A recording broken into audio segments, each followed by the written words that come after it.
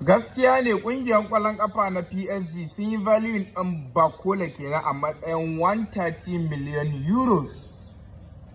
Club guda biyu suke viewing ɗin Bakola, suke monitoring situation ɗin shi, suke ma tunanin za su iya kawo Bakola cikin club ɗinsu, da Liverpool da kungiyar kwallon kafa na Arsenal. Amma duka teams ɗin nan guda biyu bana ganin ya kamata a ce sun ba wa PSG 130 million euros ɗin nan. Su suke so su sai da Bakola su yi replacing ɗin shi da Yan Diomande. To a wani bangaren kuma za ka iya cewa ya kamata a siye shi 130 ɗin nan, saboda Bakola ya samu nasarar cin Champions League guda biyu, kuma ya ba da contribution ɗin shi a wannan back-to-back Champions League ɗin nan.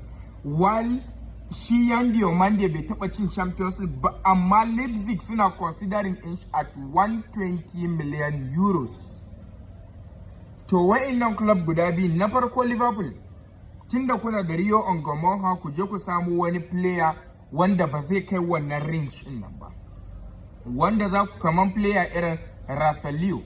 Tunda kuna da striker irin Ekitike da Alexander Isak, Rafaelio ba wani sai ya muku aikin cin kwallo ba, zai kasance muku winger ne mai delivering, mai converting chances, ya ringa muku creating chances.